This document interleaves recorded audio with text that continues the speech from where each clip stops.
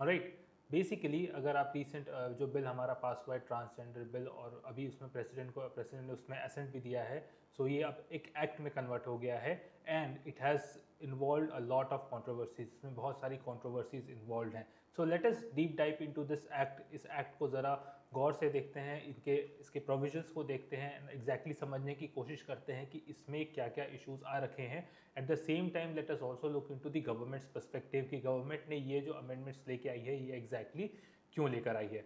Alright, so let us understand what is this transgender bill. Transgender bill क्या है और इससे रिलेटेड एस्पेक्ट्स क्यों इतने इंपॉर्टेंट है। सो अगर आपने ट्रांसजेंडर बिल के बारे में पढ़ा होगा तो prior to this transgender bill was passed in 2019, 2019 में इसे पहले बार पास किया गया था and it was based on the NALSA judgment. Okay, transgender person protection of rights act 2019 जो है it was based on the supreme court judgment. Supreme court ने NALSA versus union of India में लैंडमार्क जजमेंट दिया था और इसके बेसिस पे इस एक्ट को पास किया गया था। What are the major outcomes of the judgment? इस जजमेंट के मेजर आउटकम्स क्या क्या हैं? तो अगर आप ये देखें तो यहाँ पे बताया जा रहा था इस जजमेंट के अंदर it recognize transgender as a third gender. Okay, transgender को एज अ थर्ड जेंडर पहली बार रिकॉग्नाइज किया गया था apart from male and female. Okay, at the same time it upholds the right to self identification of gender. Okay, supreme court ने कहा था कि it is not the idea of the physical aspect, ये physical aspect के idea नहीं है, ये जो है एक सोशल कॉन्स्ट्रक्ट होता है, ये सेल्फ डिटरमाइंड होता है। एक इंडिविजुअल सेल्फ डिटरमाइन कर सकता है कि वो किस कैटेगरी को बिलोंग करता है। इज दैट इंडिविजुअल, क्या वो इंडिविजुअल मेल है, क्या वो इंडिविजुअल फीमेल है, या क्या वो इंडिविजुअल थर्ड जेंडर को बिलोंग करता है। सो सुप्रीम कोर्ट ने कहा था it is part of a fundamental right और एंड ये जो है इंडिविजुअल को खुद डिटरमाइन करने की आज़ादी है। Okay, it extended the fundamental right to transgender persons. All right, so this was the judgment जो है सुप्रीम कोर्ट ने दिया था and based on this judgment 2019 में गवर्नमेंट ने ट्रांसजेंडर एक्ट जो था हमारा transgender person protection of rights act उसको पास किया था। Okay, but alright, what were the key concept 2019 के एक्ट में? हमें क्या क्या की कॉन्सेप्ट देखने को मिलते हैं? तो उसमें क्लियर डिस्टिंक्शन मिलता है सेक्स और जेंडर के बीच में। What is this distinction? अगर हम सेक्स की बात करें तो it is was considered a biological construct. ठीक है, सेक्स क्या है? एक बायोलॉजिकल कंस्ट्रक्ट है, एक बायोलॉजिकल आइडेंटिटी है। वहीं जेंडर क्या है? जेंडर एक सोशल कंस्ट्रक्ट है। सोशल कंस्ट्रक्ट मतलब जेंडर हमारी आइडेंटिटी, सोशल आइडेंटिटी से रिवील होता है। बेसिकली सोशल आइडेंटिटी मतलब हम सोसाइटी में अपने आप को कैसे आइडेंटिफाई करते हैं, क्या हम मेल हैं, क्या हम फीमेल हैं, या फिर हम किसी ट्रांसजेंडर की कम्युनिटी को बिलोंग करते हैं। वहीं अगर हम डेफिनेशन के टर्म्स में बात करें तो ट्रांसजेंडर की कम्युनिटी की डेफिनेशन जो थी बिल के हिसाब से उसमें कौन कौन इंक्लूडेड था? तो वहाँ पे trans man, trans women, intersex person, gender queer, non binary person as well as social cultural identity जिसमें आपके किन्नर, हिजरा एक्सेट्रा ये सारे लोग आपके इंक्लूडेड थे। तो it was very broad based definition, काफ़ी ब्रॉड बेस्ड डेफिनेशन थी। ऑलराइट, इसमें क्या था? सेल्फ आइडेंटिफिकेशन का प्रिंसिपल अप्लाई किया गया था। आपको कोई मेडिकल एग्जामिनेशन की जरूरत नहीं थी टू प्रूव योर जेंडर। आपको जो है अपने जेंडर कंस्ट्रक्ट को प्रूव करने के लिए मेडिकल रिपोर्ट्स नहीं चाहिए होती थी। आप खुद जाकर डिक्लेयर कर सकते थे कि I belong to this particular gender. Okay, और यहाँ पे आइडेंटिटी का सर्टिफिकेट कौन इशू करता था? It was issued by district magistrate. Alright, तो जितने भी वेलफेयर मेजर्स थे ट्रांसजेंडर से एसोसिएटेड वो बेस्ड ऑन सेल्फ डिटर्मिनिज्म थे। ये सेल्फ डिटर्मिनिज्म के बेस पे जो है आपके आईडी कार्ड हो गए या फिर अदर वेलफेयर स्कीम है उसके लिए आप एलिजिबल बन सकते थे। Okay, now comes the question, alright, what are the changes that has been brought? अगर 2026 का जो एक्ट है उसको अगर आप पढ़ेंगे, उसको आप समझेंगे तो आपको दिखेगा कि कई सारे इसमें चेंजेस लेकर आई है government. First is the narrower definition. इसमें क्या है? रेस्ट्रिक्शन इन रिकॉग्निशन, जो रिकॉग्नाइजेशन का एस्पेक्ट था उसमें रेस्ट्रिक्शन लेकर आया गया, डेफिनेशन में रेस्ट्रिक्शन लेके आया गया। सो अब कौन कौन इंक्लूडेड है? तो it is socio cultural groups, जितने भी सोशो कल्चरल ग्रुप्स होते हैं वो अभी भी इंक्लूडेड है, जिसमें आपके किन्नर्स, हिजरा आते हैं। Eight the same time person with specific biological और कॉन्जेनिटल वेरिएशंस है। ओके, कोई बायोलॉजिकल या कॉन्जेनिटल वेरिएशंस होंगे तभी आप जो है इसके अंडर एलिजिबल हो सकते हैं। Alright, it exclude broader gender identities. जो ब्रॉडर जेंडर आइडेंटिटीज थे जैसे नॉन बाइनरी हो गया या फिर सेल्फ परसीव्ड आइडेंटिटी, जो इंडिविजुअल सेल्फ परसीव कर रहे थे विदाउट एनी मेडिकल प्रूफ, उन सबको एक्सक्लूड किया गया है। ऑलराइट, इस बिल के अंतर्गत जो है रिमूवल ऑफ सेल्फ आइडेंटिफिकेशन हमको देखने को मिला। जो सेल्फ आइडेंटिफिकेशन का प्रिंसिपल नालसा जजमेंट में हमको देखने को मिला था उस चीज को हटा दिया गया है। Alright, it deleted the provision allowing individual to self identify their gender right. तो अब जो है हम वापस बायोलॉजिकल और मेडिकल बेसिस पे वापस आ गए हैं। पहले जिस तरीके से चलता आ रहा था कि आप बायोलॉजिकल या मेडिकल बेसिस पे इसे सर्टिफाई कर सकते हैं कि कोई पर्सन ट्रांसजेंडर है कि नहीं है, राइट। आप अपने आप से ये डिसीजन नहीं ले सकते, राइट। अपने हिसाब से या अपने सोशो कॉन्स्ट्रक्ट के हिसाब से ये डिक्लेयर नहीं कर सकते कि आप ट्रांसजेंडर हो कि नहीं हो, ओके।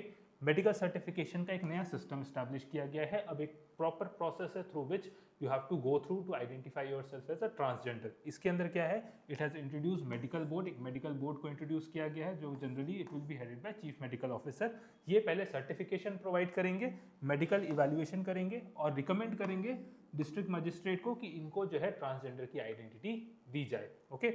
ये तो एक एडमिनिस्ट्रेटिव प्रोसेस जो पहले हुआ करता था earlier, which was only an administrative process जिसमें खाली डिस्ट्रिक्ट मजिस्ट्रेट का पार्टिसिपेशन था, वो हटा के मेडिकल बोर्ड का जो है इंपॉर्टेंट रोल इसमें इंक्लूड कर दिया गया है नए एक्ट के अंदर, ओके।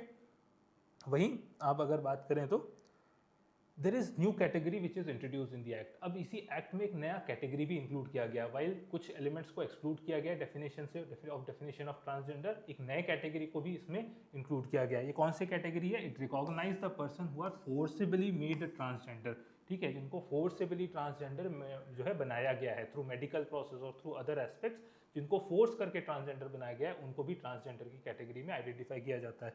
ये किस, जैसे फॉर एग्जांपल म्यूटिलेशन के थ्रू या फिर हार्मोनल या सर्जिकल कोवर्जन के थ्रू जो है जिनको ट्रांसजेंडर में कन्वर्ट कर दिया गया है, वो भी अभी इस डेफिनेशन ट्रांसजेंडर के डेफिनेशन के अंदर इंक्लूड किए जाएंगे, alright. Eight the same time it has stricter punishment. अब जो है इसके अंदर जितने भी पहले पनिशमेंट्स लगते थे for violation of rights of person transgenders, okay, उनके राइट के वायलेशन पे जितने भी पनिशमेंट पहले लगा करते थे, अब वो जो है ज़्यादा स्ट्रिक्ट बना दिए गए हैं, ऑलराइट। इनहांस्ड पेनल्टीज किस किस के लिए हमको देखने को मिल रही है, फोर्स ट्रांजिशन वाला जो केस है जिसमें म्यूटिलेशन हो गया या सर्जिकल कोवर्जन हो गया, उसमें अगर फोर्स ट्रांजिशन किया गया है तब भी ज़्यादा सीवियर पेनल्टी आपको देखने को मिलेगी। बेगिंग, बॉन्डेड लेबर्स के केस में और किडनैपिंग फॉर जेंडर कोवर्जन के केस में भी आपको ज़्यादा सीवियर पेनल्टीज देखने को मिल रही हैं, alright. Punishment can range from 5 year to up to life imprisonment along with the fines, ठीक है, 5 साल से लेके आपको उम्र कैद की सजा भी इसमें हो सकती है, okay. At the same time institutional changes में अगर देखा जाए तो हमारी जो नेशनल कमेटी है, जो हमारी नेशनल काउंसिल है on transgender,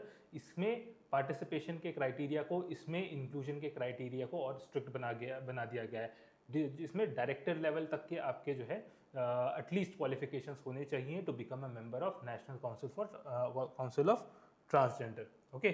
so what is government's rationally, government क्या सोच रही है, गवर्नमेंट ने इस लॉ को क्यों मॉडिफाई किया इस तरीके से।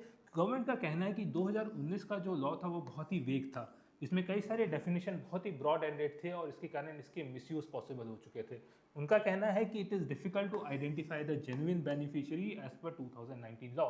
2019 के लॉ के तहत हम जेन्युइन जो एक्चुअली में ट्रांसजेंडर है उनको आइडेंटिफाई करने में हमें मुश्किल हो रही है।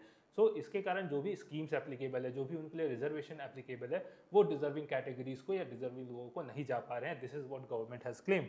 उनका क्या कहना है, it want to protect those who are actually facing biological and severe social exclusion. उनका कहना है कि जो लोग एक्चुअली में सीवियर सोशल एक्सक्लूजन फेस कर रहे हैं, हमें उनको सहायता देने की बहुत बहुत ज़रूरत है। This is what the government has claim, this is what the government's ideology is, ये गवर्नमेंट क्लेम करते आ रही है, okay. But there are lot of criticism. अब इसके despite the government's idea, despite the government's identity, उसमें भी कई सारे क्रिटिसिज्म है। One of the criticism associated with this, क्या क्रिटिसिज्म एसोसिएट किया जा रहा है कि it has led to violation of fundamental right. किस टर्म्स में, it undermines the idea of self determination, जो कि कोर था नालसा जजमेंट का। सबसे फंडामेंटल एस्पेक्ट क्या था, कोर जो प्रिंसिपल था वो था idea of self determinism, individual को अपने आप से डिटरमाइन करने की आज़ादी होनी चाहिए। It means it has rolled back article 14, article 19 and article 21 protections. ये कौन कौन से हो गए आपके, right to equality, freedom of speech and expression and right to life, okay. ये तीनों का कहीं ना कहीं इन तीनों में एक रोल बैक देखने को मिला है, ऑलराइट। मेडिकलाइजेशन ऑफ आइडेंटिटी जो है हमको देखने को मिली है। It makes the identity a medical approval process. Basically who I am will be determined by a medical process. मैं कौन हूँ ये कौन डिटरमाइन करेगा, ये मेरे लिए एक मेडिकल प्रोसेस डिटरमाइन करेगा, ओके। इससे क्या क्या हो सकता है, सोशल स्टिग्मास क्रिएट हो सकते हैं और lack of access to health care system भी इसके लिए एक बड़ा चैलेंज हो सकता है, alright. Apart from that, there is exclusionary definition. It leaves out non-binary person and individual outside the socio-cultural groups. So socio-cultural groups earlier identified है, उससे अगर आप बाहर exist करते हो तो ये आपको exclude करता है. Alright. Then burden of proof have now been shifted again to the individual. Earlier burden of proof नहीं था individual के ऊपर, but अब burden of proof क्या है? It is individual's responsibility. जो claim कर रहा है, the person who is claiming to be transgender, ये उसकी responsibility खुद की है कि वो इसका proof लेकर आए. Okay. Alright, and then human right concerns है because of reduced dignity and autonomy and reinforced discrimination.